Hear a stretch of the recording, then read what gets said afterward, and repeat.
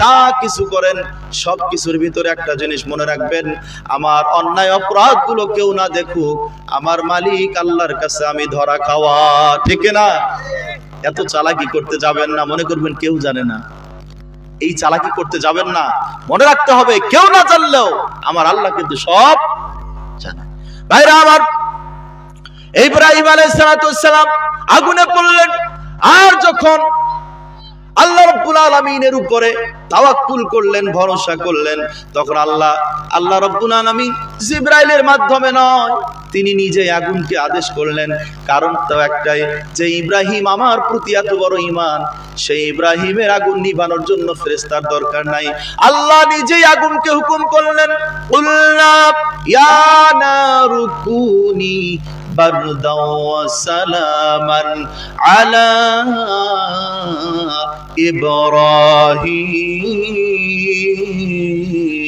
ইব্রাহিম। আল্লাহু আকবার।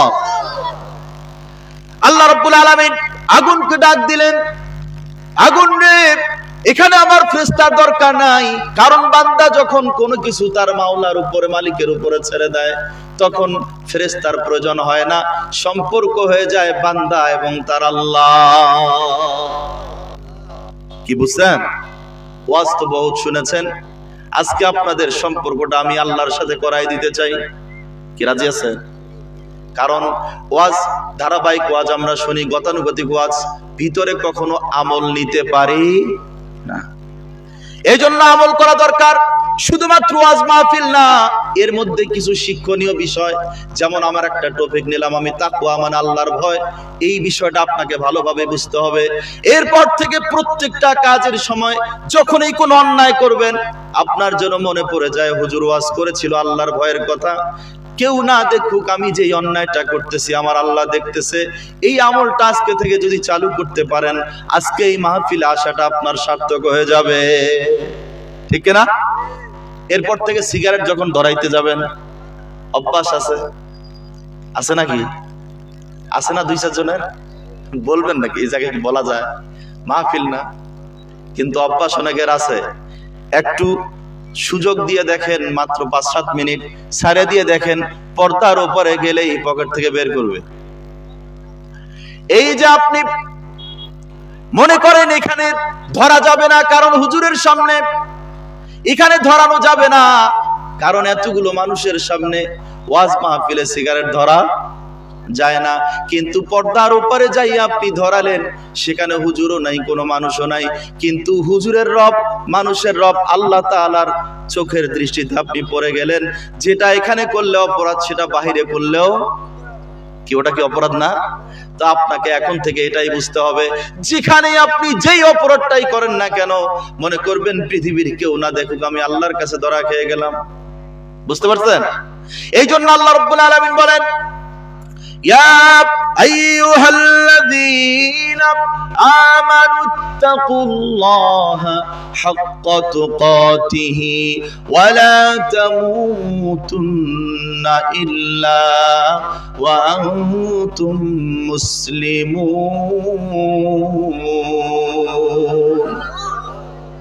আল্লাহ রাব্বুল আলামিন বলেন, আল্লাহকে ভয় করো, ভয় করার মতো। ও believers, fear Allah as he should be feared and don't die except Muslims. যে তুমি মুসলমান না হয়ে মারা যাইও না, যেভাবে তাকে ভয় করা দরকার, as he should be feared, ভয় করা দরকার, সেভাবেই ভয় করো। ভাইরা আমার, শয়তান আইয়ুব আলাইহিস সালাম ওনার ব্যাপারে চ্যালেঞ্জ করছিল, মনে আছে? এখন আল্লাহ বলতেছে, শয়তান রে, পারবি না, আমার এই বান্দা আমাকে অনেক ভালোবাসে, কোনোভাবেই তাকে টলাইতে পারবে না। শয়তান বলল, আমাকে একটু শক্তি দিতে হবে, সুযোগ দিতে হবে, না আমি একটু চেষ্টা করে দেখি পারি কিনা। তো আল্লাহ বলল, ঠিক আছে, তোমাকে সুযোগ দিলাম, দেখো দেখি আমার এই বান্দা আইয়ুবকে কোনোভাবে ঈমান থেকে একটু সরাইতে পারো কিনা। শয়তান প্রথমে গিয়া আইয়ুব আলাইহিস সালাম ওনার সভাসদ নিয়ে, মন্ত্রী পরিষদ এগুলো নিয়ে বসে মিটিং করতেছেন। হঠাৎ করে ওনার যে ঘোড়া, অনেকগুলো ঘোড়া ছিল, দেখাশোনা করে সেই ছেলেটা এসে দৌড়ে এসে বলতেছে, হুজুর বড় বিপদ হয়ে গেছে। কি হয়েছে? যে আপনার এই আস্তাবলের মধ্যে যতগুলো ঘোড়া ছিল সবগুলো মারা গেছে। উনি বললেন ইন্না লিল্লাহি ওয়া ইন্না ইলাইহি। বিপদ হলে কি বলতে হয়?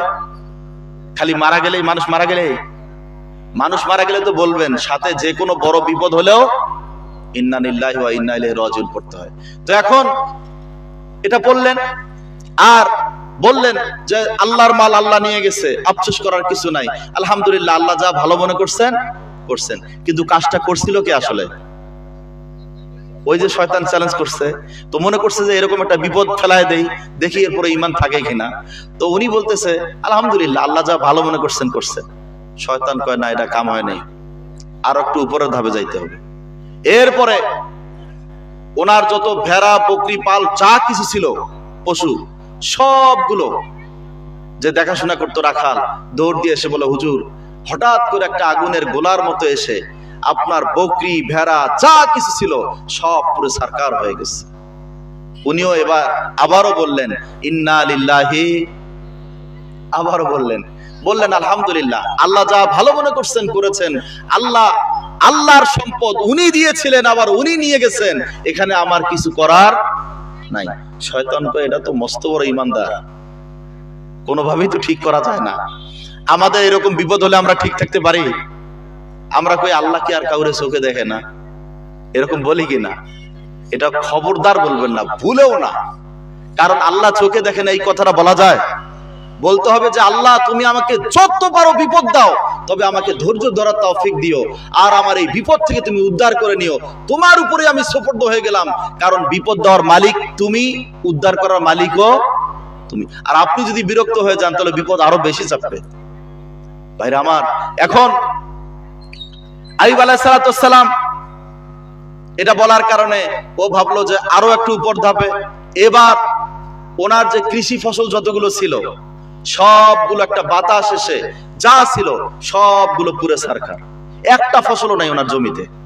সব কৃষকেরা দৌড় দিয়ে এসেছে, হুজুর কি হলো বুঝলাম না, হঠাৎ করে দেখলাম যে একটা বাতাস আসলো, আপনার ফসল যা ছিল সব পুরে সারখার।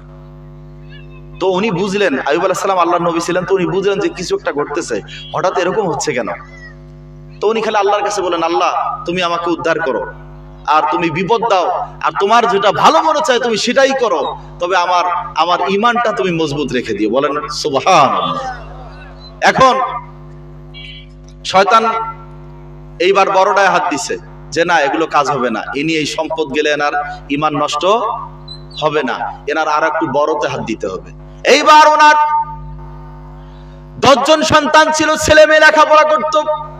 ওনাদের এই বাচ্চাগুলো যে শিক্ষক পড়াইতেন, উস্তাদ যে শিক্ষক মুদাররিস যিনি পড়াইতেন, ওই রুমের মধ্যে বসা আছেন, হঠাৎ করে ছাদ ভেঙে ওই বাচ্চাগুলোর উপরে পড়ে 10টা সন্তানই মারা গিয়েছে। এইবার ওই শিক্ষক দৌড় দিয়ে এসে বলছে,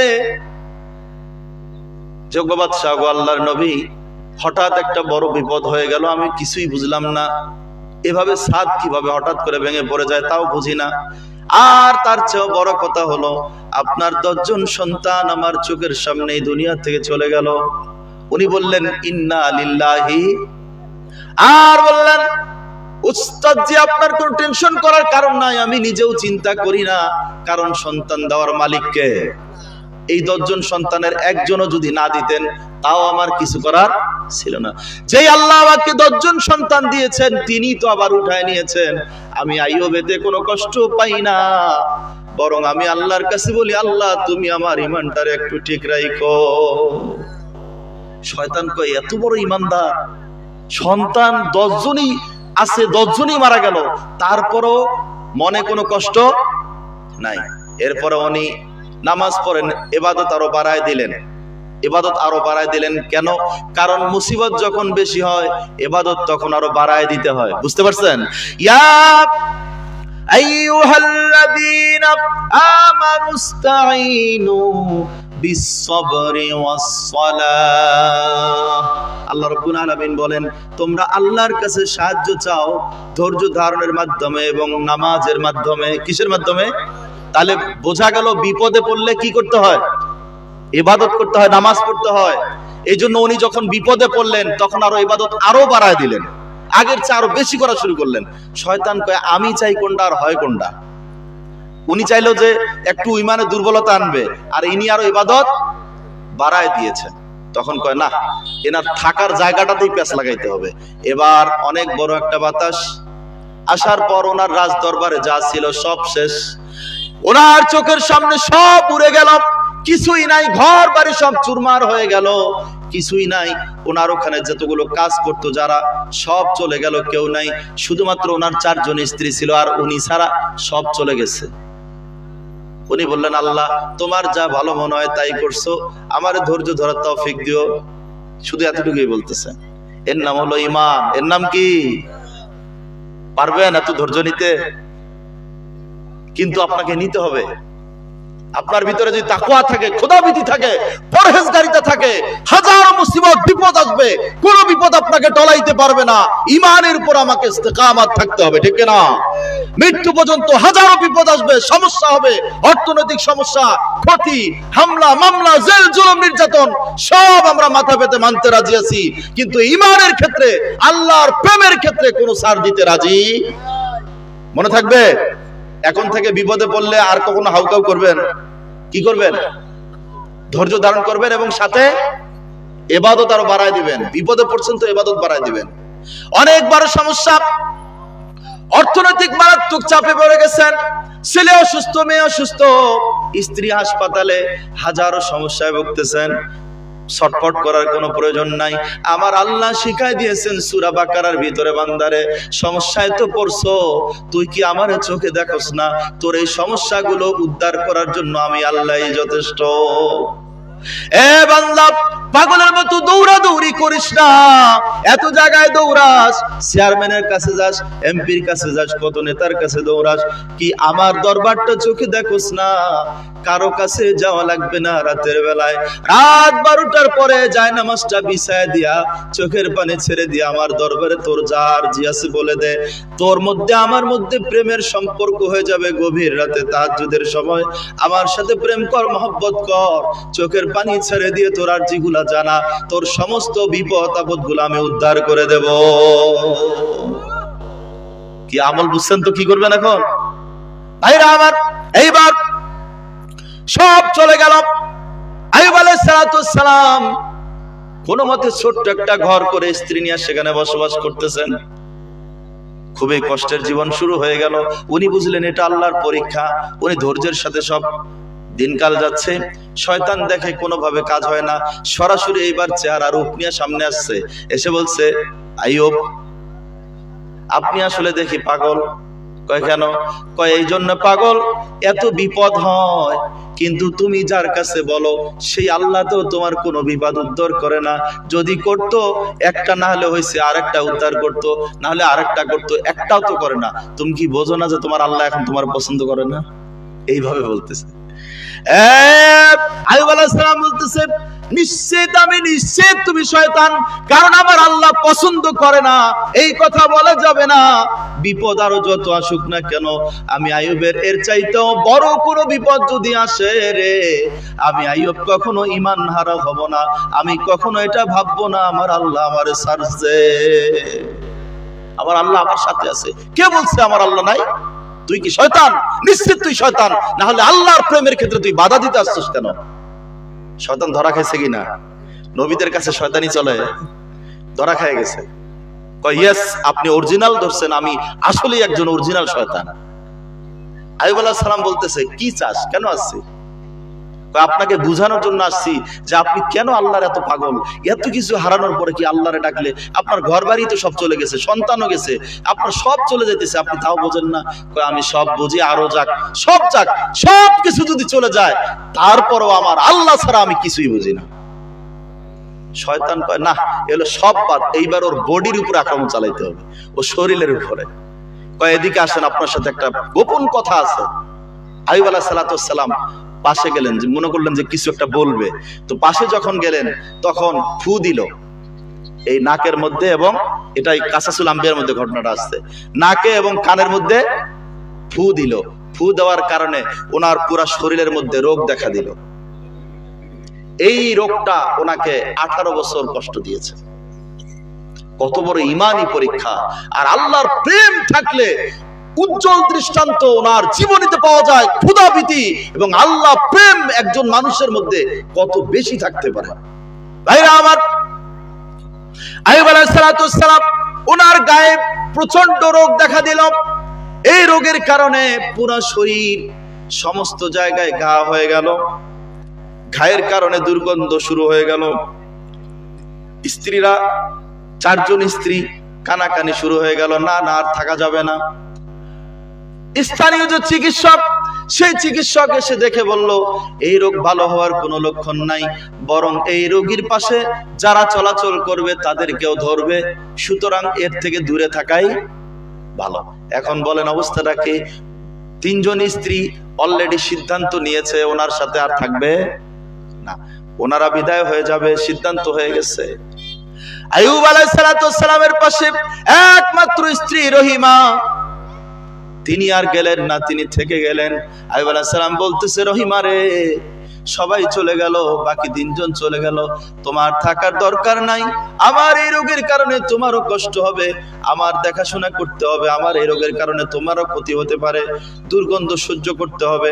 রহিমা বলে, যেহেতু এই পরীক্ষাটা আল্লাহ দিয়েছেন আর আপনি ধৈর্য ধরতেছেন, আমিও ধৈর্য ধরে আমার স্বামীর খেদমত করে যাব। তারপরে আল্লাহ যতক্ষণ পর্যন্ত পরীক্ষা নিতে চান, আপনার সাথে আমি রহিমাও পরীক্ষা দিতে রাজি আছি। ভাইরা আমার, এই রোগটা পুরা শরীরটা রোগে এমন অবস্থা হলো, ওই বাড়িতে উনি থাকতে পারলেন না।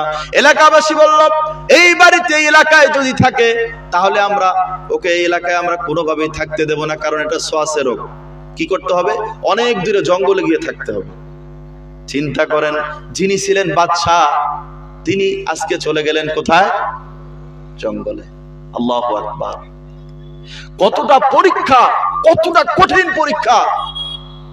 তারপরেও আল্লাহকে এক মুহূর্তের জন্য বলেন। এইবার উনি জঙ্গলে যাওয়ার পর শরীরগুলো লোকে পুরা পা থেকে মাথা পর্যন্ত বিভিন্ন পোকামাকড় তাকে দংশন করে, কষ্ট দেয়, ব্যথা দেয়। আস্তে আস্তে পুরা শরীরটা ভরে গেল। যাওয়ার পর ওই পোকামাকড় আস্তে আস্তে যখন উঠতে উঠতে উঠতে উঠতে ওনার মুখে জিহ্বার কাছে যখন আসলো, তখন শুধুমাত্র উনি আল্লাহর কাছে বলেছেন, তার আগে এত কষ্ট হয়েছে, এত ব্যথা পেয়েছেন, কিন্তু কোনোদিন বলেন নাই আল্লাহ আপনি আমার এই রোগ থেকে ভালো করেন, বলেন নাই। বরং শুধু একটাই বলেছেন, আল্লাহ আপনি রোগ দিয়েছেন, আমাকে একটু ধৈর্য ধরার তৌফিক দিবেন। যত পরীক্ষা আছে সব পরীক্ষা নেন, আমি আইয়ুবকে আপনার ঈমানের উপর অটল অবিচল থাকার তৌফিক দিবেন। সব সময় শুধু মুনাজাতে এই কথাই বলতেন, কখনো বলেন নাই রোগ ভালো করে দেন। বা উনি ভাবতেছেন যে আমার আল্লাহ তো এগুলো দিতেছে, আমি অধৈর্য যেন না হই, আল্লাহ আপনি পরীক্ষা দিতেছেন, আমি পাস করতে চাই। কিন্তু যখন জিহ্বা ধরলো, পোকামাকড় উঠে উঠে যখন জিহ্বায় চলে গেল, আইয়ুব আলাইহিস সালাম ওই সময় আল্লাহর দিকে তাকায় এইবার শুধু কথা বলছেন। কারণ হলো একটাই, ওনার পুরা পা থেকে মাথা পর্যন্ত এভাবে ব্যথার কারণে, রোগের কারণে, বিভিন্ন পোকামাকড়ের কারণে শরীর তো এমনিতেই শেষ হয়ে গেছে, শুধুমাত্র মুখটা ভালো ছিল, জিহ্বাটা ভালো ছিল। এই জিহ্বা দিয়া সব সময় আমার আল্লাহর নাম জপতেন। এই জন্য অন্য কোন ব্যাপারে উনি আরজি আল্লাহর কাছে করেন নাই, কিন্তু জিহ্বা যখন পোকামাকড় এসে ধরবে, ওই সময় শুধু আল্লাহকে বললেন, হায় আল্লাহ এইবার আপনি আমারে একটু আমার জিহ্বাটারে কমপক্ষে হেফাজত করেন, যাতে করে আমি আপনাকে একটু ডাকতে পারি। হয় নাই সুবহানাল্লাহ। যেই কথাটি উনি বলেছিলেন, আল্লাহ রাব্বুল আলামিন সূরা আম্বিয়া ৭৩ নম্বর আয়াত হিসেবে ওনার মুখের যেই কথাটা ওই সময় ছিল, সেই কথাটিকে আল্লাহ পাক আয়াত হিসেবে কোরআনুল কারীমে নাযিল করে দিয়েছেন। ওয়া আইয়ুব ইয নাদা রাব্বাহু আন্নী মাসানিয়াদ দুররু ওয়া আনতা আরহামুর রাহিমিন। আল্লাহ রাব্বুল আলামিন ওনার কথাটাকে এত পছন্দ করেছেন, সূরা আম্বিয়ার আয়াত হিসেবে এসেছে। উনি বললেন, আল্লাহ আমি কষ্টে পতিত হয়েছি, আমার জিহ্বাটাও যদি শেষ হয়ে যায়, আমি মুখ দিয়া তো আপনাকে আমি আল্লাহ বলে ডাকি, আমার আল্লাহ বলে ডাকার রাস্তাটা আপনি একটু চালু রাখেন, জিহ্বাটা শুধু ভালো রাখেন, যেন আমি আল্লাহ আপনাকে আল্লাহ বলে ডাকতে পারি। লা ইলাহা লা ইলাহা, জোরে লা ইলাহা লা ইলাহা লা ইলাহা ইল্লাল্লাহ লা ইলাহা লা ইলাহা। যার দিলে আছে রে আল্লাহর ভয়, আল্লাহ আল্লাহ সব সময়। আহার নিদ্রা ভালো লাগে না, আহার নিদ্রা ভালো লাগে না, মুখে শুধু এক আল্লাহ। লা ইলাহা, জোরে লা ইলাহা লা ইলাহা লা ইলাহা ইল্লাল্লাহ মুহাম্মাদুর রাসূলুল্লাহ সাল্লাল্লাহু আলাইহি ওয়াসাল্লাম। ভাইরা আমার, আইয়ুব আলাইহিস সালাতু ওয়াস সালাম এইভাবে একটি বছর নয়, দুইটি বছর নয়, পুরা 18টা বছর এইভাবে কষ্টের জীবন অতিবাহিত করলেন। কোনোদিন কষ্ট পান নাই। শুধু এই জায়গায় আল্লাহর কাছে বললেন, আল্লাহ আপনি আমার জিহ্বাটা একটু ভালো রাখেন, আমি আর কোনো দাবি করি না যেন আপনাকে আমি ডাকতে পারি। আল্লাহ দোয়া মঞ্জুর করলেন। আর 18 বছর যখন পার হয়ে গেল, স্ত্রী যে স্বামীর প্রতি কত ভালোবাসা সেটাও তো আল্লাহ দেখলেন। রহিমা বিবি স্বামীর জন্য কি কষ্টটা না করলো। সব মানুষ যখন চলে গেল, গ্রামের মানুষগুলো যখন বাড়ি থেকে তাড়ায় দিল, বনে জঙ্গলে পাঠায় দিল, সেই সময় একমাত্র স্ত্রী রহিমা স্বামীর সাথে থাকলেন, কোনোভাবে আলাদা থাকলেন না ছেড়েও। যদিও আইয়ুব আলাইহিস সালাম মাঝে মাঝে বলতেন, রহিমা রে, আল্লাহ তো আমারে পরীক্ষা নেয়, তোমারে না, তুমি কেন আসো, তুমি চলে যাও। আমি আইয়ুব, আল্লাহ যত দিন চান আমি পরীক্ষা দিতে রাজি আছি। রহিমা বলে, আপনি না খাইয়া মারা যাবেন, আপনার দেখাশোনা করবে কে?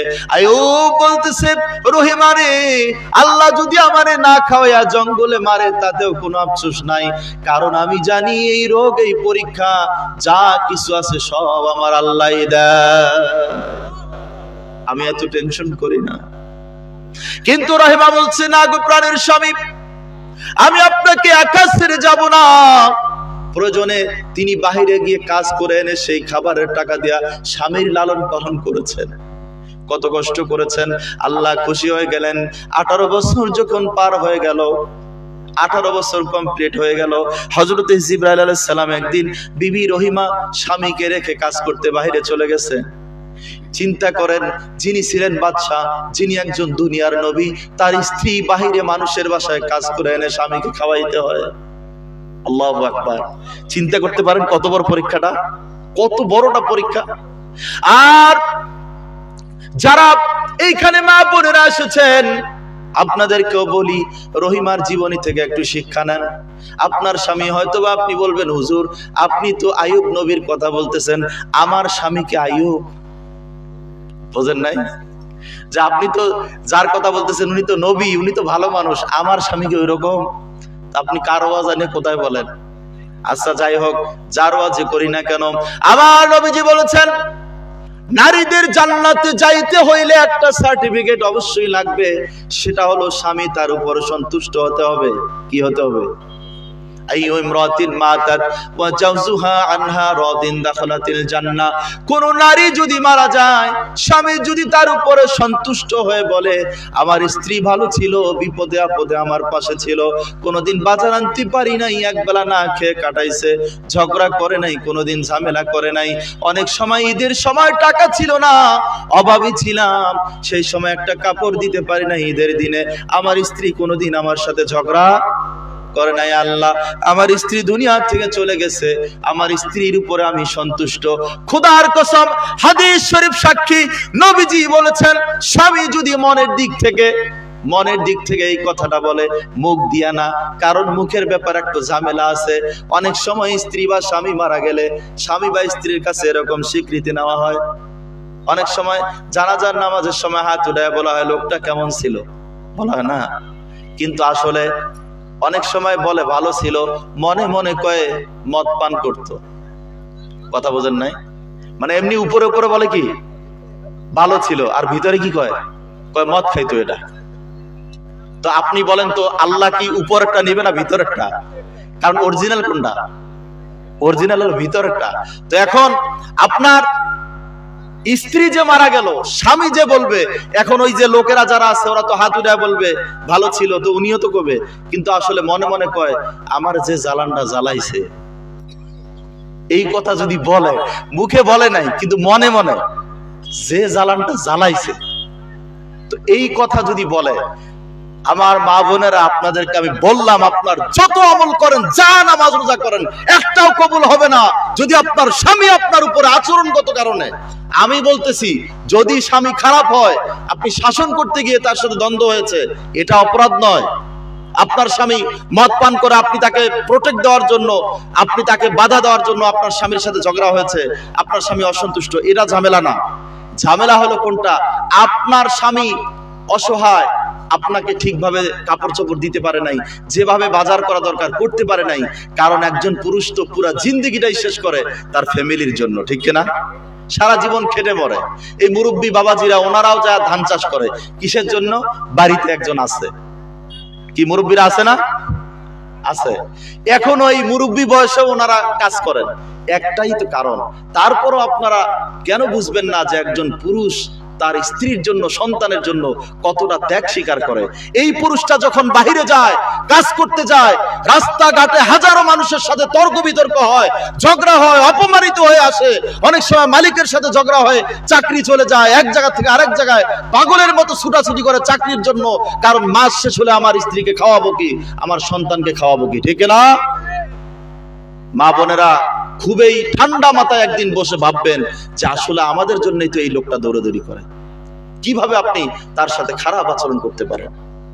এই জন্য নারীদের জন্য আল্লাহ নবী বলেন, আইয়ু ইমরাতিন মাতাত ওয়া জাওজুহা আনহা রাদিন দাখালাতিল জান্নাহ। কোন নারী যদি মারা যায়, স্বামী যদি সন্তুষ্ট থাকে, বলে আমার স্ত্রীটা ভালো ছিল, এই স্বীকৃতিটা যদি স্বামীর পক্ষ থেকে মনের দিক থেকে বের হয়ে আসে এবং দু চোখ থেকে পানি পড়ে, আমার স্ত্রী আসলে একজন ভালো নারী ছিল, আমার বিপদে আপদে পাশে ছিল, যতটুকু বাজার করেছি সন্তুষ্ট ছিল, কোনোদিন আমার সাথে তর্ক ঝগড়া করে নাই, আমাকে ছোট করে নাই, মানুষের সামনে অপমান করে নাই, এইভাবে মনের দিক থেকে যদি আপনার স্বামী আপনার জন্য সার্টিফিকেট দিয়ে দেয়, আল্লাহর হাবিব বলেছেন ওই নারী আল্লাহর জান্নাতে প্রবেশ করবে। নারায়ে তাকবীর। ওয়াজ মাহফিল যেখানে, আলেম ওলামা যেখানে, কোরআন হাদিস যেখানে, বিড়ি সিগারেট যেখানে, চলতেছে নাকি টানা? যে হুজুর সব জায়গায় আছি, কি কন আপনি? পকেটে হাত দিয়ে দেখেন এখনো আছে। অনেকে আবার মনে মনে ভাবতেছে হুজুর কি কন, পকেটে তো এখনো আছে। আস্তাগফিরুল্লাহাল আযীম। ভাইরা আমার, এইবার আল্লাহর হাবিব সাল্লাল্লাহু আলাইহি ওয়াসাল্লাম, যেহেতু নারী অনেকে এসেছেন, মহিলা প্যান্ডেলে অনেক মা বোনেরা আছেন, তাদের উদ্দেশ্যে হাদিস বলছি।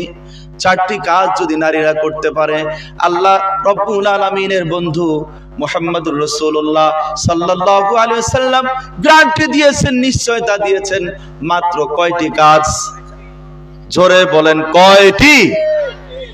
মাত্র 4টি কাজ। যেহেতু নারীরা আছে, ওয়াজটা আপনাদের আর শোনা লাগবে না, এখন ওনারা শুনুক কান দিয়া। 4টা কাজ মাত্র। আল মারআতু, তিরমিজি শরীফের হাদিস, আল মারআতু ইযা সাল্লাত খামসাহা, কোন নারী যদি 5 ওয়াক্ত নামাজ ঠিকভাবে আদায় করে, ওয়া সামাত শাহরাহা, রমজান মাসে ঠিকভাবে রোজা রাখে, ওয়া আতাআত বালাহা, ঠিকভাবে যদি স্বামীর আনুগত্য করে, কি করে? এই কথাটাই আমি বুঝাইতে চাই। নামাজ পড়েন, রোজা রাখেন, আর একটা কাজ আপনার, সেটা হলো স্বামীর আনুগত্য করা, স্বামীকে মানা। বর্তমান অধিকাংশ জায়গায়, অধিকাংশ সমাজে একটাই সমস্যা, সেটা হলো স্ত্রী স্বামীর কথা মানতে চায়। সালন্দরে মনে হয় এই সমস্যা নাই? হ্যাঁ আছে, আপনারাই বলতেছেন আছে, প্যান্ডেলে ওনারা শুনতেছে, কিন্তু যে আপনারা বললেন সমস্যা আছে, বাকি আবার ঘরে যায় আবার বদরের যুদ্ধ চালায়েন না। আছে, সমস্যা আছে, সমাধান করতে হবে। সেটা হলো স্বামী স্ত্রী যেখানে আছে দ্বন্দ্ব কিছুটা হবেই, স্বাভাবিক, এটা নিয়ে ঝামেলার কিছু নাই। কারণ দুইজন দুই প্রান্তের, তো একজন নারী আর একজন পুরুষ, ঝামেলা তো হবেই। একজন বাজার থেকে মানে ব্যাগ নিয়ে বাজার ভরে নিয়ে আসে, আর একজন রান্না করে। তো যে বাজার আনে ওনারও অনেক সময় কম বেশি হয়, যে রান্না করে ওনারও ত্রুটি বিচ্যুতি হয়, তো সমস্যা হবে। আপনি যত কথাই বলেন, এটা আমি বিশ্বাস করি না যে কোনো ফ্যামিলিতেই তো কোন যে হুজুর আপনারটা, আপনার ফ্যামিলিতেও হয়, আমার ফ্যামিলিতেও হবে। কারণ হচ্ছে টুকিটাকি ঝগড়া, এটা কোনো সমস্যা না। কিন্তু যদি ঘরের মধ্যে বদরের যুদ্ধ হয়, তাহলে কি হবে? হুজুর দিছি মাথা ফাটাইয়া। আজকে একটা আসছে আমার কাছে, সকালে আমার কাছে আসছে, আসে কয় হুজুর মাথা গরমে দিছি। কই কি দিছেন? কয় 3 তালাক। আমি কই একেবারে 3টাই দিছেন? কয় একদম 1 2 3, একটা কম রাখি নাই। 3-এর পরে কি অপশন আছে? আবার অনেকের আগের চোটে 100টা দিয়েছে। আসলে 3-এর পরে তালাকই নাই, 3-এর পরে কি নাই। আর দেয় কয়টা? 1 তালাক, 2 তালাক, 3 তালাক, একদম 90 তালাক, 100 তালাক, তোর 14 গোষ্ঠী, তোর বাপ মা সহ তালাক। ওরে বাবারে, গরম কি! তালাক দিবে বউরে, ওর বাপ মা সহ দিয়ে দেয়। আচ্ছা, এই যে রাগ, এটাকে আপনাদের কন্ট্রোল করতে হবে। স্বামী স্ত্রী ঝগড়া হবে, যদি আপনার স্ত্রী দেখেন যে 90 ডিগ্রি রাগ হয়ে গেছে, তো আপনি একদম কমায় নিয়ে 20 ডিগ্রিতে নিয়ে আসবেন। ভাববেন যে এই সময় ওর রাগটা বেশি, আমি একটু চুপ থাকি। ও যখন রাগের কারণে যা যা বলবে, বলবে যে এখন আপনার কয়টা বাজে, ধরেন এই যে কয়টা বাজে এখন, 12টা বাজে নাই, 12:15, বলবে যে না এখন 1:30টা বাজে। আপনি কবেন ছোট্ট কথা বলছো, 1:30টাই তো বাজে, তাহলে আর ঝামেলা নাই। মাঝে মধ্যে কিন্তু নারীরা এরকমই করে, আপনি বুঝতেছেন যে সে উল্টা বলতেছে, কিন্তু আপনি যদি ইয়ে দিতে চান তো ঝামেলা হয়ে যাবে। নারীরা এরকমই, তো আপনারা এটা মেনে চলবেন। আবার নারী যারা আছে তাদেরকে, পুরুষদেরকেও বুঝতে হবে, যখন স্বামী কোনো কারণে বাহির থেকে আসে, রাগ হয়ে আসে, বাজার থেকে আনছে, মাছ টাছ নিয়ে আসছে। আমি মাঝে মধ্যে এরকম হয়, মাঝে মধ্যে বাজার নিয়ে আসি, তো আসলে আমরা তো মাছ ধরে দেখি না, ধরে দেখি তো ওই মাছ নিয়ে আসি। আসার সময় কয়দিন আগে আমি রুই মাছ আনছি 3টা, তো রুই মাছগুলা ভিতরে বলে পচা, আমি তো জানিও না, উপরে তো ফিটফাট, ভিতরে কি এরপর আমি জানি না। আর আমি তো ধরিও না, কারণ আমি কই ভাই অরিজিনালটা দিবেন, হুজুর মানুষ, ভেজাল করেন না। কই হুজুর কি বলেন আপনি, খাইয়া দোয়া করবেন। দোয়া তো করতেছি এখনো। তো এখন ওই রুই মাছ আনছি, আনার পর, বাসায় আনার পর আমার স্ত্রী কইতেছে তোমার কি চোখ ঠিক নাই? আচ্ছা বলেন, আমি কি সমস্যা? সমস্যা কি? কয় যে রুই মাছ যে 3টা আছে, 3টাই তো পচা। আমি কই কোনো কথা কইও না, খাইলে খাবা, না খেলে ফেলাই দিবা, ঝগড়া করা যাবে না। আমি বুঝছি যে ত্রুটিটা আমারই হয়েছে, আনছি তো আমি। তো এখন যদি এমন ঝগড়া লাগাই দিতাম তাহলে তো আরো বাঁচত। তো এই জন্য নিয়ম হলো, স্বামী যদি রাগ হয়ে যায়, স্ত্রী কি হবে? চুপ হয়ে যাবে। স্ত্রী যদি রাগ হয়, স্বামী চুপ হয়ে যাবে। এইভাবে যদি স্বামী স্ত্রী পরস্পর মিলেমিশে চলা যায়, ওই পরিবারে শান্তি দিয়ে দিবেন কে? আল্লাহ। ভাইরা আমার, আল্লাহ নবী বলেন আতাআত বালাহা, এই 3টা কাজ, ও আহসানাত ফারজাহা, আর যদি ওই নারী নিজের লজ্জাস্থানকে হেফাজত করে, আল্লাহর হাবিব বলেছেন ফালতাদখুল মিন আই আবওয়াবিল জান্নাতি শাআত। আল্লাহ রাব্বুল আলামিন ওই নারীর জন্য মাত্র 4টা কাজ আপনাদেরকে বলে দিলাম। নামাজ ঠিকভাবে পড়বে, রমজান মাস রোজা রাখবে, স্বামীর কথা মতো চলবে, স্বামীর কথার উল্টাটা হবে। স্বামী বলবে আজকে ঠাকুরগাঁও যাওয়া যাবে না, স্ত্রীকে মানা উচিত, ঠিক কিনা? এই জন্য আমি মাঝে মাঝে আবু দাউদ শরীফের একটা হাদিস থেকে মাঝে মাঝেই মাহফিলে রেফারেন্স দিয়ে দেই, একটা দলিল দিয়ে দেই, স্ত্রীকে ঠান্ডা করার জন্য মিথ্যা বলাও জায়েজ। আবু দাউদ শরীফের হাদিস আছে, একটা দলিল দিয়ে দিলাম আপনাদেরকে। চা বা গরম পানি আছে, নিয়ে আসো। তো স্ত্রীকে ঠান্ডা করার জন্য কি বলা যায়? আমি কিন্তু যা বলি উইদাউট রেফারেন্স একটা কথাও বলি না। আমি এগুলো হাদিস থেকে সরাসরি কোট করে আপনাদেরকে শোনাইতে পারবো। এগুলো আমি রেফারেন্স করি, এগুলো আমার সব নোট করা থাকে, এবং আমি মাহফিলে আসার আগে এগুলো প্রত্যেকটা কথা যা যা আমি বলি সেগুলো আমি আবার জাস্টিফাই করে মানুষের সামনে কথা বলি। কারণ যে ব্যক্তি বানায় ছানায় কোনো কথা বলবে, কিয়ামতের দিন তার জিহ্বা আগুনের কেচি দ্বারা কাটা হবে। ভাইরা আমার, স্ত্রীকে ঠান্ডা করার জন্য স্ত্রীকে মিথ্যা কথা বলা জায়েজ আছে প্রয়োজন সাপেক্ষে। এখন আপনার স্ত্রী কেমন সেটা তো আপনি ভালো জানেন। এই যে সামনে মনে করেন ঈদ আসতেছে, এখন ঈদের সময় আপনার পাশের বাসার কোন মহিলা ওনার কাপড় কিনছে, শাড়ি কিনছে 1200 টাকা দিয়ে। কত? 1200। এখন আপনি আসলে কম মজুরির চাকরি করেন, তো আপনি যদি স্ত্রীর শুধু শাড়িটায় 1200 হয়, আবার জুতা, আবার ছেলে মেয়ে যারা আছে নিজের পোশাক দিয়ে আছে, তো আপনি কুলাইতে পারবেন না। এই জন্য আপনি নিজের থেকে একটা ঠাকুরগাঁ থেকে ভালো একটা শাড়ি নিয়ে এসে বাড়িতে দিয়া বললেন আসলে কিনছেন 550 অথবা 600 দিয়ে, বুঝছেন? আপনি বাড়িতে এনে বললেন অরিজিনাল প্রিন্ট শাড়ি, আবার দেখেন ওখানে দাম টাম লেখা না থাকে, তাহলে কিন্তু ধরা খাবে। আবার বুদ্ধিটাও শিখিয়ে দিলাম, ধরা খেলে কিন্তু আবার আমারে কইেন না হুজুর আপনি কি বুদ্ধি শিখাইলেন, অবস্থা তো খারাপ। এটা আপনারটা আপনি বুঝাই দিবেন মূল্য আছে কিনা। যদি মূল্য না থাকে আপনি বাসায় এসে আপনার স্ত্রীকে বলবেন যে, কারণ আপনি জানেন যে আপনার স্ত্রী কাপড় নিয়ে ঝামেলা করে বা দাম নিয়ে ঝামেলা করে, যে কত টাকার কাপড়, মানে উনি ভালো, এরকম কিছু মানুষ থাকে যে দামিটা নিতে চায় বা ভালোটা খুব প্রিন্টের শাড়ি নিবে। তো এখন আপনার আসলে ক্যাপাসিটি নাই, আপনি কিভাবে দিবেন? থামাও তো লাগবে। যদি কম দাম কম, তো আপনার স্ত্রীর সাথে ঝগড়া আছে না নাই? আছে। এই জন্য আপনি আনছেন আসলে মূলত 550 অথবা 600 দিয়ে। আপনি কবেন একদম প্রিন্টের শাড়ি, অরিজিনাল ইন্ডিয়ান শাড়ি তোমার জন্য আনছি মাত্র 1300 টাকা দিয়ে। কিনছেন কত দিয়ে? আমি বলে গেলাম আপনার জন্য 100% জায়েজ, কারণ আপনার স্ত্রীর সাথে ঝগড়া হওয়ার ভয় আছে।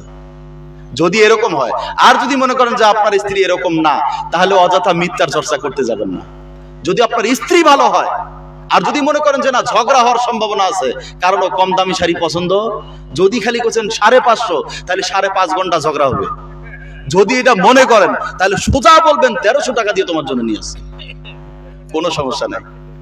আবার যারা মহিলা প্যান্ডেলে আছে, আপনারা যারা স্বামীরা এখানে আছেন, ওনারা কইতেছে আমার স্বামী দিনে 50-60টা মিথ্যা কথা কয়, হুজুর যে পারমিশন দিছে আর এটারে থামান যাবে না।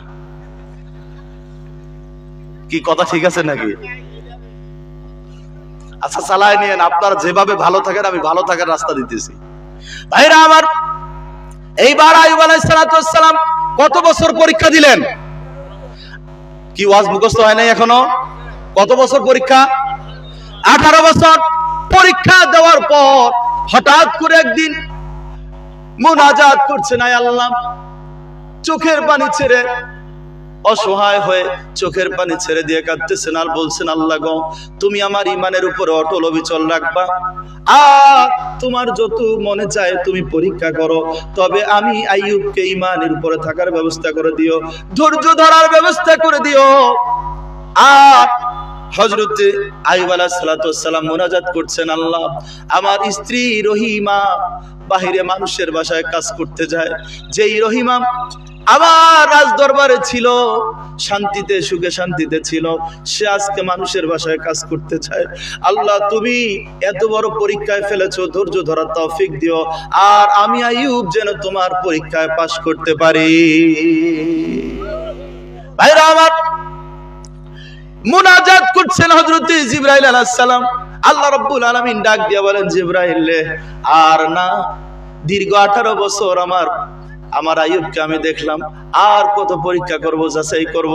যাও যাও, আমার আইয়ুবের পাশে যাও, গিয়া তার জন্য জান্নাতের নহর তৈরি করে দাও। উনি এসে জমিনে একটা পা দিয়ে আঘাত করলেন, পানি বের হয়ে আসলো।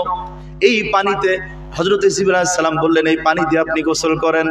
এই পানি দিয়ে গোসল করার সঙ্গে সঙ্গে আল্লাহ রাব্বুল আলামিন ওনার যত গায়ের মধ্যে রোগ ছিল, যা কিছু ছিল, সব কিছু একবারে সুন্দর ভালো করে দিলেন, একবারে সুস্থ হয়ে গেল।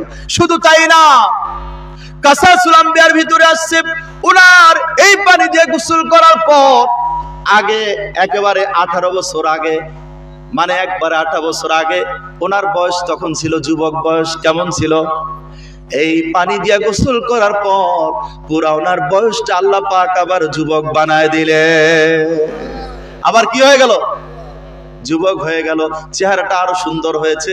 এইবার চেহারার ভিতরে আল্লাহ নূর দিয়ে দিয়েছেন, কারণ উনি তো নবী ছিলেন, উনি তো বাচ্চা ছিলেন, চেহারা সুন্দর হয়েছিল। আবার আল্লাহ ওটা ফিরাই দিলেন। আল্লাহ বলেন, আমি তোমাদেরকে পরীক্ষা দেই, বালা মুসিবত দেই, সমস্যা দেই। তোমরা যদি ধৈর্য ধারণ করতে পারো, তাকওয়া অবলম্বন করতে পারো, আমার প্রেমে যদি পাগল হইতে পারো, যে জিনিসটা দিয়া পরীক্ষা করি তার চাইতেও অনেক অনেক গুণ বাড়ায়া তোমাদেরকে আমি আল্লাহ দিয়ে দেই। আর একটু জোরে জোরে বলেন সুবহান। আল্লাহর হাবিব বলেন, ওয়া সুবহানাল্লাহি ওয়ালহামদুলিল্লাহি তামলাআনি আও তামলাউ মা বাইনাস সামাওয়াতি ওয়াল আরদ। আল্লাহর হাবিব বলেছেন, একবার যদি কেউ সুবহানাল্লাহ বলে আর একবার আলহামদুলিল্লাহ বলে, আসমান এবং জমিনের মধ্যে যতটুকু ফাঁকা জায়গা আছে সমস্ত ফাঁকা জায়গাটুকু আল্লাহ পাক সব দ্বারা পরিপূর্ণ করে দেয়। ভাইরা আমার, এখন আইয়ুব আলাইহিস সালামের চেহারা কি হয়ে গেল? যুবক হয়ে গেছে। ওনার স্ত্রী রহিমা, উনি তো কাজ করে চলে আসছেন, আসার পর ওনার স্ত্রী, ওনার স্বামী যে জায়গায় ছিল ওখানে খুঁজে আর পাইতেছেন না, ওই জায়গায় নাই। একটু সরায়া জিবরাইল আলাইহিস সালাম হাত ধরে ওনাকে আরেক জায়গায় নিয়ে গেছেন। তো উনি এসে ওনার স্বামীকে খুঁজে না পাইয়া পাগলের মতো কান্না শুরু করে দিয়েছে। আল্লাহ, আমার স্বামীকে মনে হয় কোনো প্রাণী খেয়ে ফেললো নাকি, বন জঙ্গলের কেউ এসে খাইলো নাকি, কোনো প্রাণী খাইলো নাকি, কান্না শুরু করে দিয়েছে। একটু ঘুরে যখন তাকাইলেন দূরের দিকে, তাকায় দেখেন অবাক হওয়ার মতো দুইজন মানুষ। ওনার স্বামীও যা আছে উনি বুঝতে পারেন নাই। একজন হলেন কে? জিবরাইল আলাইহিস সালাম। আরেকজনকে আইয়ুব আলাইহিস সালাম। দুইজন, ওনারা দুইজন একটু দূরে দাঁড়ায় আছেন। দেখে তিনি ভাবলেন, এরা আবার অপরিচিত লোক, এরা আবার কারা? আমার এখানে তো আমার স্বামী ছাড়া আর কেউ নাই, এরা কারা? আর আমার স্বামী বা কোথায় গেল? এরা কোনো ক্ষতি করলো নাকি? মানে উনি বুঝতে পারতেছেন না ব্যাপারটা। একটু ভয়ও লাগতেছে ওনার, যে ব্যাপারটা কি হলো। একটু দেখে দেখে আস্তে আস্তে পা দিয়া একটু আগায় যায়, আগায় যাইতেছে। আর হযরত আইয়ুব আলাইহিস সালাম ওনার স্ত্রীকে দেখে চিনে ফেলছেন। ওনার তো সমস্যা নেই, উনি তো চিনে ফেলছেন। চিনে বলতেছে, রহিমা রে, তুমি কি আমাকে চিনতে পারো না? আমি তোমার স্বামী আইয়ুব। রহিমা বারবার চেহারার দিকে তাকায়। আমার স্বামী তো অসুস্থ ছিল, গায়ে তো সমস্যা ছিল, আজকে 18টা বছর চলে গেছে, আবার যুবক চেহারা হয়ে গেছে, চেহারাটা আরো সুন্দর হয়েছে। সুবহানাল্লাহ। এই জন্য চিনতে পারে নাই। একটু গভীর ভাবে মনোযোগ দিয়া যখন চিনতে পারলো, দৌড়ায়া গিয়ে স্বামীরে জড়ায় ধরে চোখের পানি ছেড়ে দিয়েছে। আইয়ুব আলাইহিস সালাম বললেন, রহিমা রে, আমার কষ্ট তোমার কষ্ট আল্লাহ পছন্দ করেছেন। আজকে 18টা বছর পর আল্লাহ পাক আমাকে পরীক্ষায় পাশ করায়ছেন। নারে তাকবীর। একটু আমরা দরুদ শরীফ পড়ি, আল্লাহুম্মা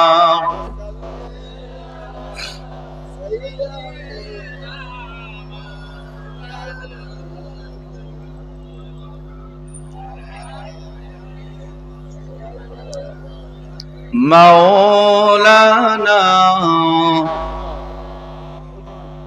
জোরে সোরে মোহাম্মত রাওজে পড়ি, আল্লাহুম্মা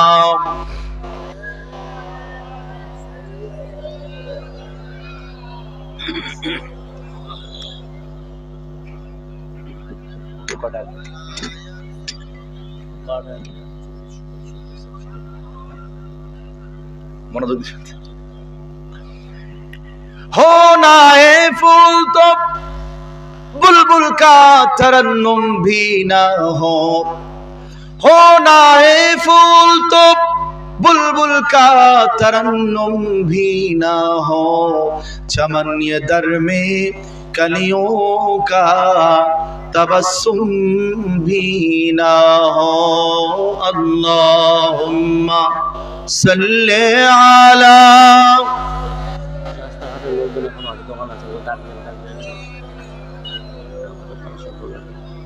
আলা আলে সাইয়্যিদিনা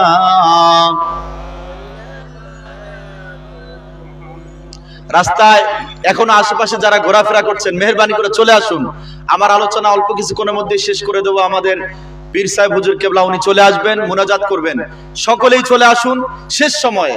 আর হাঁটা চলা করবেন না, দোকানের পারে থাকবেন না, রাস্তায় দাঁড়ায় থাকবেন না। যারা দাঁড়ায় আছেন মেহরবানি করে বসুন।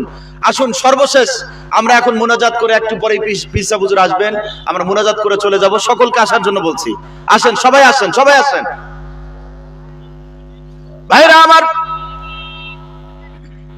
আল্লাহ রাব্বুল আলামিন এই জন্য বলেন, তোমরা আল্লাহকে ভয় করো, ভয় করার মতো যেমন ভয় করা দরকার সেরকম ভয় করো। আমানুত্তাকুল্লাহ হাক্কা তুকাতিহি ওয়া লা তামুতুন্না ইল্লা ওয়া আনতুম মুসলিমুন। আল্লাহু আকবার, নারায়ে তাকবীর।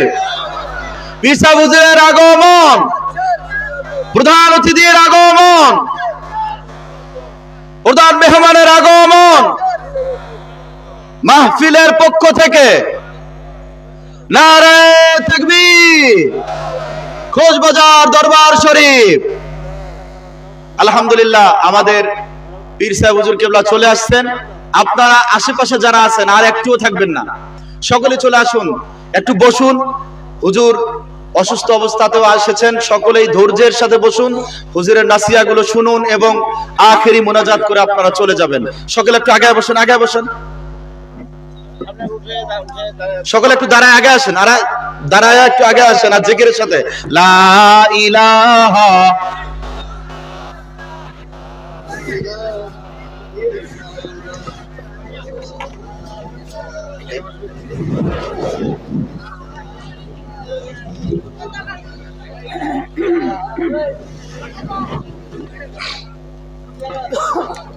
লা ইলাহা লা ইলাহা ইল্লাল্লাহ, লা ইলাহা লা ইলাহা ইল্লাল্লাহ মুহাম্মাদুর রাসূলুল্লাহ সাল্লাল্লাহু। ভাইরা আমার, মুত্তাকি এর আলোচনা করছিলাম, তাকওয়া যারা অর্জন করবে এদের বেনিফিট আছে না নাই? এদের বেনিফিট হলো, আল্লাহ রাব্বুল আলামিন বলেছেন সূরা কফের মধ্যে, ওয়াউজলিফাতিল জান্নাতু লিল মুত্তাকিনা গায়রা বাঈদ। আল্লাহ রাব্বুল আলামিন বলেন, যারা মুত্তাকি হবে এদেরকে কিয়ামতের ময়দানে কষ্ট করে জান্নাতে যাওয়া লাগবে না, বরং জান্নাত তাদেরকে ওয়েলকাম জানায়া ভিতরে নিয়ে নিবে। কি জান্নাতে যেতে চান? কারা কারা যেতে চান একটু হাত উঠায় দেখান। নারায়ে তাকবীর।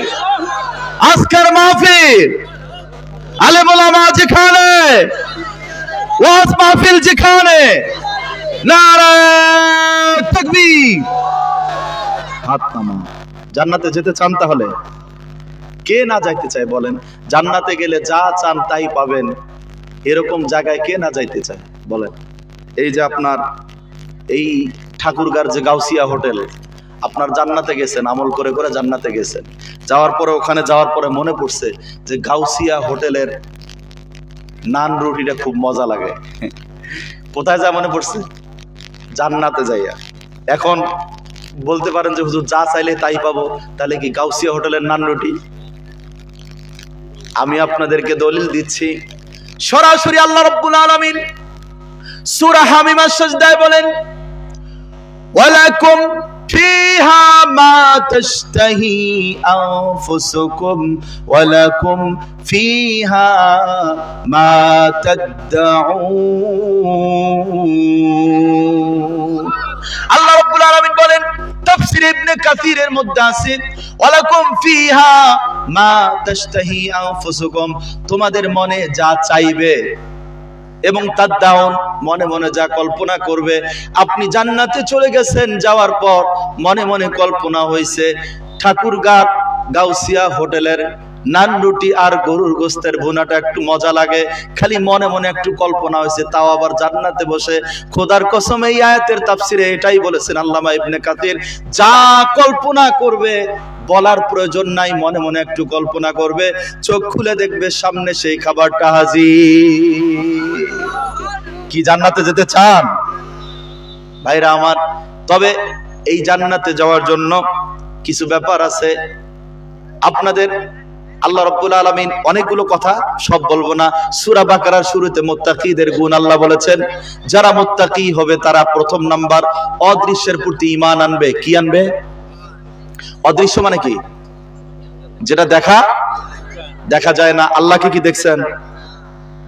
এমনকি আল্লাহর নবীকেও আমরা সচক্ষে দেখি নাই, কিন্তু বিশ্বাস করি কিনা? জান্নাত জাহান্নাম কি দেখছি? বিশ্বাস করি কিনা? আমাদের যে তাকদীর আছে, আমাদের ভাগ্য, এটা বিশ্বাস করি কিনা? এই যে বিশ্বাসগুলো, এগুলো সব হচ্ছে ঈমান বিল গায়ব, অদৃশ্য, কিন্তু আমরা ঈমান এনেছি, ঠিক না? এটা হচ্ছে মুত্তাকিদের প্রথম গুণ। নাম্বার 2 হলো যারা মুত্তাকি হবে ওয়া ইউকিমুনাস সালাত, এরা কি করবে? নামাজ ছাড়বে। নামাজ ছাড়তে পারবেন না। মুত্তাকি হতে চান তো আপনাকে নামাজ ছাড়া, নামাজ পড়তে হবে। 5 ওয়াক্ত নামাজ আপনার জীবনের মালা বানায় নেবেন। যেখানেই যান, যে অবস্থায় থাকেন, আপনি অসুস্থ, আপনি হাসপাতালের বেডে শুয়ে আছেন, শুয়ে শুয়ে ইশারায় আপনি নামাজ আদায় করেন।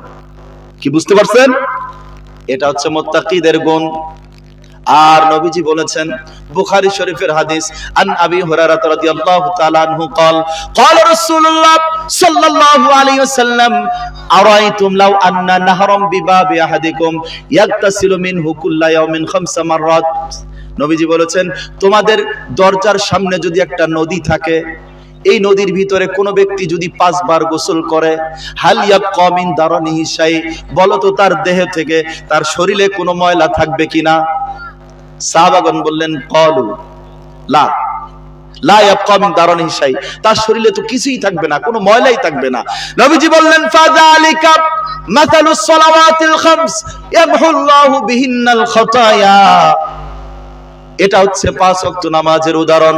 কোন বান্দা যখন 5 ওয়াক্ত নামাজ ঠিকভাবে আদায় করে, ঠিক তার জীবন থেকে এইভাবে আল্লাহ রাব্বুল আলামিন সমস্ত গুনাহগুলো ধুয়ে মুছে দেন।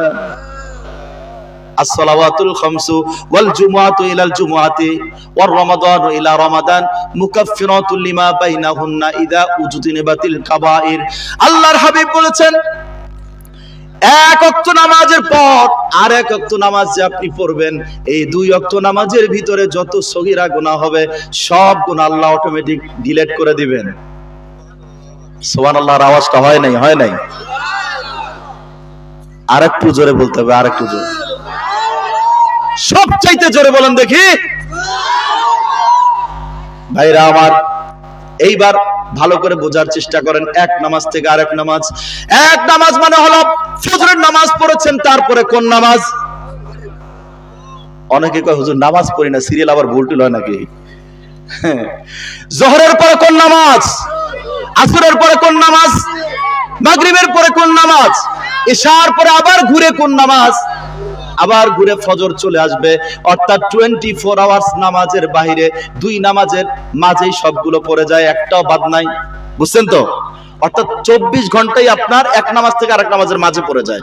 এই জন্য আল্লাহর হাবিব বলেন, 5 ওয়াক্ত নামাজ কেউ যদি ফাযালিকা মাসালুস সালাওয়াতিল খামস ইয়ামহুল্লাহু বিহিন্নাল খাতায়া, 5 ওয়াক্ত নামাজ যদি ঠিকভাবে আদায় করেন, এর মাঝে যতগুলো গুনাহ হয়ে যাবে, সগীরা গুনাহ, সব গুনাহগুলো আল্লাহ পাক maaf করে দিবেন।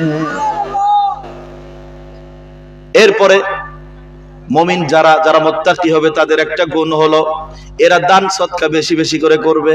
কি করবে? দান সদকা বেশি করবে। কৃপণ হবে না, কারণ কৃপণ ব্যক্তিরা এরা আল্লাহরও শত্রু, মানুষেরও শত্রু। কিপটা মানুষ নিজের বউও দেখতে পারে না। কি বোঝেন? কিপটা মানুষের বউও দেখতে পারে না। এই জন্য কৃপণ হওয়া যাবে না, হাতটা বড় হতে হবে। وَمِمَّا رَزَقْنَاهُمْ يُنْفِقُونَ, তারা আল্লাহ যে রিজিক দিয়েছেন তার থেকে তারা কি করবে? কিছু কিছু দান করবে, আল্লাহর রাস্তায় দান করবে। কিন্তু আমাদের সমাজে কিছু মানুষ আছে, জুমার দিন দেখবেন আপনাদের মসজিদে বাক্স চালু করে দেয় না? বাক্সগুলা মোটামুটি সবগুলা বাক্স সামনে দিয়ে শুধু ঠক ঠক শব্দ করে যায়, আর বাক্স চিন্তা করে কোন কিপটাদের সামনে দিয়ে যাইতেছি, একটা লোক তো টাকা দেয় না, খালি শব্দ হইতেছে। কি খবর কি বলেন? পুরা মসজিদের মুসল্লি 1000 মুসল্লি, টাকা ওঠে মাত্র 500, তো কয়জনে টাকা দিল? একজনে যদি 1 টাকা করে দিত তাও কত? তো আপনার টাকা উঠছে 500, তাহলে এটা কি ব্যাপার কি বলেন? অর্থাৎ মুত্তাকিদের যে গুণ, দেওয়ার যে গুণ, এটা আমাদের নাই। কিন্তু সাহাবাগণ ওনাদের সব সম্পদ যা ছিল সবগুলো ইসলামের জন্য বিলি করেছেন। আমরা তো সব করতে বলি না, কিছু করতে হয়, কিছু। এটা হচ্ছে মুত্তাকিদের গুণ। ভাইরা আমার, পীর সাহেব হুজুর আসলে বসে আছেন, হুজুরের অনুমতি সাপেক্ষেই আমি কথাগুলো বলছি, আর হুজুরকে কষ্ট দেওয়া ঠিক না, বেয়াদবি, হুজুরের কাছে ক্ষমা চেয়ে নিচ্ছি। দারুস সুন্নাত মাসুদিয়া নুরানি মাদ্রাসা এটা থাকবে না বন্ধ হবে? এই মাদ্রাসাগুলো আল্লাহ পাক কিয়ামত পর্যন্ত কায়েম এবং দায়েম রাখুন, বলুন আমিন। মাদ্রাসার দরকার আছে না নাই?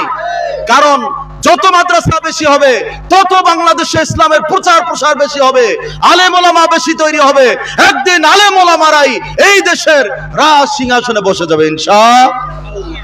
তো এই জন্য কি এগুলো দরকার আছে না নাই? আছে।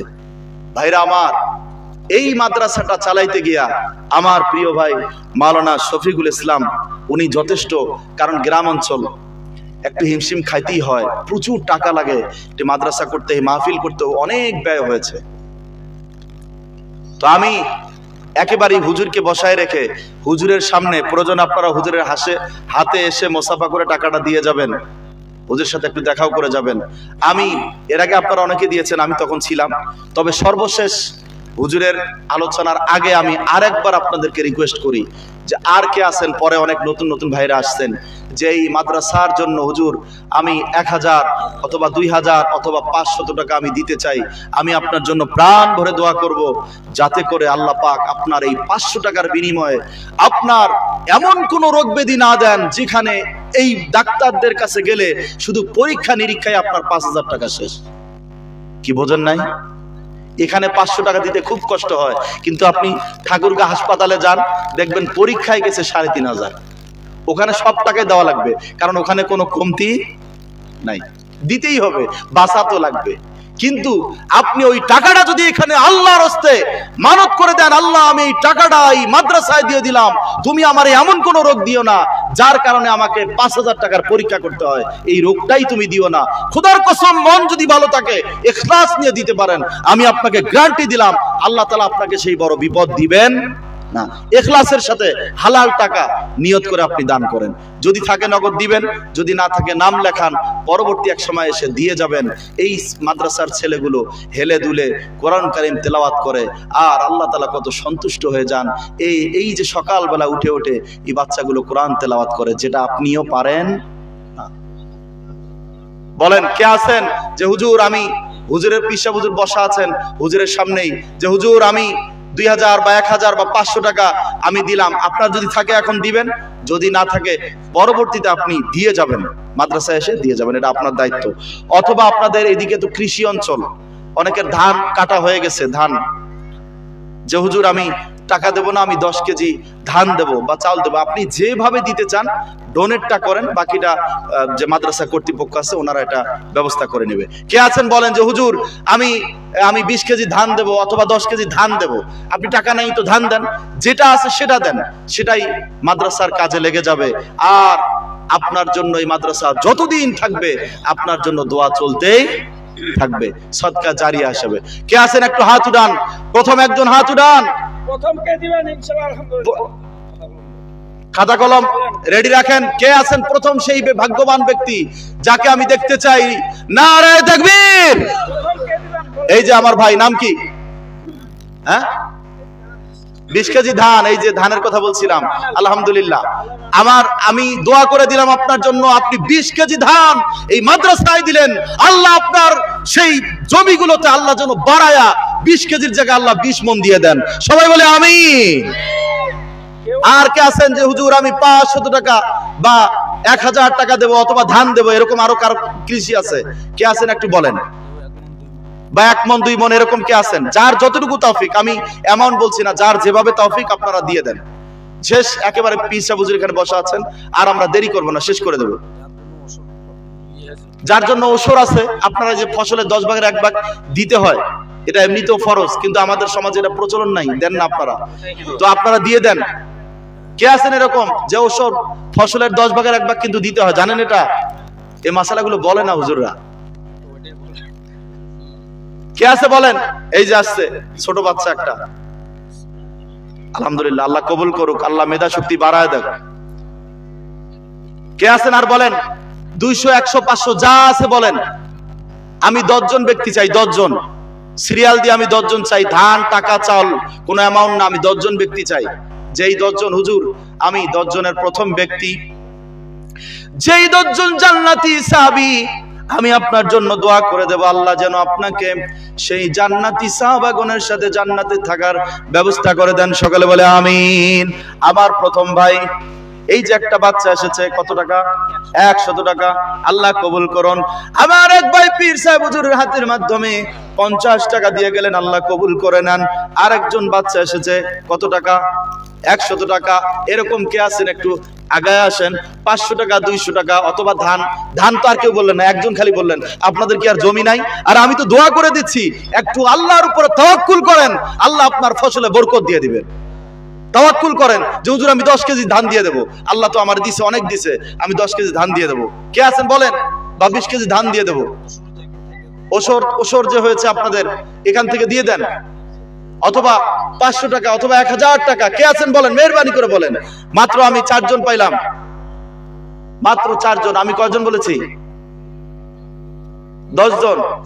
10 জনের মধ্যে মাত্র 4 জন পাইছি, 10 জন জান্নাতি সাহাবী। আরেকজন আসলো 5 জন, আরেকজন আসলো 6 জন। আল্লাহ, যারা দান করতেছে তোমার দরবারে ফরিয়াদ জানাই গো আল্লাহ, এই মাদ্রাসার শিশুগুলো হেলে দুলে কোরআন কারীম তেলাওয়াত করবে, তুমি কবুল করে নিও। যারা এই টাকাগুলো দান করতেছে, তাদের মা বাবা যাদের কবরে আছে, একটু কি আপনাদের মনে পড়ে না? আপনার মা নাই, বাবা নাই,